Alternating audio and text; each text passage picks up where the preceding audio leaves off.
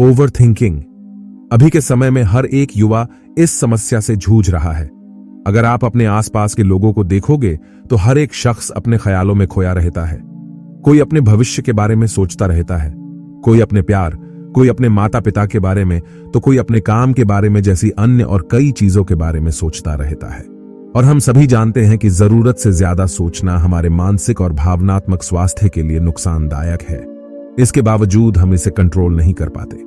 Over thinking एक प्रकार की नेगेटिव आदत है जो कई तरह के स्वास्थ्य जोखिमों का कारण बन सकती है। आपने कभी न कभी खुद को ओवर थिंकिंग करते हुए महसूस जरूर किया होगा।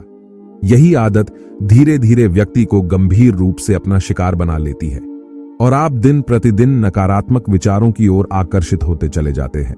यदि आप कोई भी निर्णय लेने में कंफ्यूज हो जाते हो, हमेशा गुस्सा और तनाव में रहते हो, अकेले रहते हो, छोटी छोटी बातों को मन में लेकर चलते हो, दिमाग और ध्यान को एक जगह केंद्रित नहीं कर पाते हो, तो ये सब ओवर थिंकिंग आने के कारण है। अगर आप इस समस्या से बाहर निकलना चाहते हो तो इस वीडियो में हम कुछ तरीके बताएंगे जिसे फॉलो करके आप इस समस्या से बाहर निकल सकते हैं। तो पहले आता है व्यस्त रहना। क्या आप जानते हैं कि इंसान अक्सर ओवर थिंकिंग कब करता है? जब वो खाली और फ्री बैठा होता है तब। क्योंकि आपने वो बात तो सुनी होगी, खाली दिमाग शैतान का घर होता है।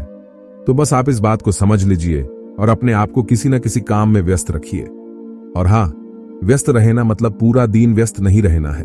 अपने परिवार के साथ, अपने दोस्तों के साथ थोड़ा समय उनके साथ बिताना है, क्योंकि जब आप व्यस्त होते हो तो ओवरथिंकिंग का समय ही नहीं मिलेगा आपको। दूसरा है गहरी सांस लें। ओवरथिंकिंग मानसिक और शारीरिक दोनों ही रूप से आपको परेशान कर सकती है। ऐसे में शांत जगह पर बैठकर गहरी सांस लें, यह आपको रिलैक्स रखेगा। इसके साथ ही यह आपके दिमाग में चल रहे विचारों को अवॉइड करने में मदद करेगा। तीसरा है पढ़ना और लिखना। कहते हैं अगर आपको जब ऐसा लगे कि मेरे विचार ही मुझे अंदर ही अंदर परेशान किए जा रहे हैं, तो आप कुछ पढ़ना या कुछ लिखना शुरू कर दीजिए। इससे आपका मन पूरी तरह से शांत हो जाएगा, क्योंकि आपके दिमाग में जो विचार चल रहे हैं, अगर आप उसके संबंधित कुछ लिखते हो या पढ़ते हो तो अपने अंदर के मन की बात आपके लिखावट के द्वारा बाहर आती है। कहा जाता है कि अगर आप कुछ बातें अपने मन के अंदर दबाए रखे हो तो वो बातें आप किसी और से शेयर करते हो तो आपका मन हल्का हो जाता है। लेकिन मैं कहता हूं कि आप किसी से शेयर मत करो, बस एक बुक्स में लिख दो। चौथा है मेडिटेशन करना।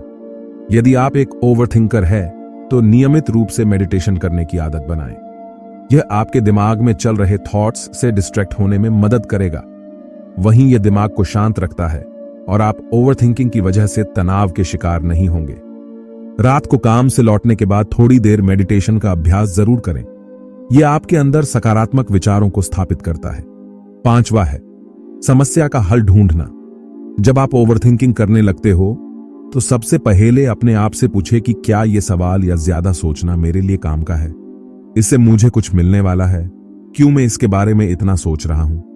अगर आप इस सवालों के जवाब है तो आप ओवरथिंकिंग से बाहर आ सकते हो। छठा है परफेक्शन पर ध्यान कम देना।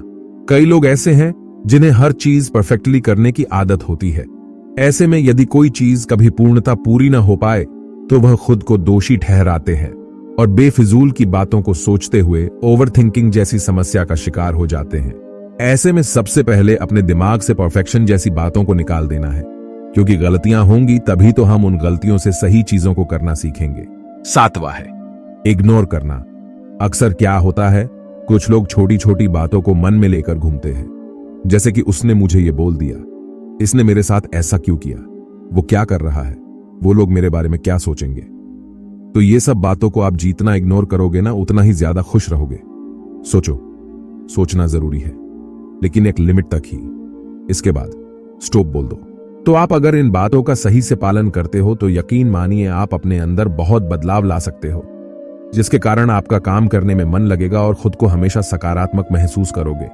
तो मिलते हैं हम अगली वीडियो में। तब तक के लिए धन्यवाद।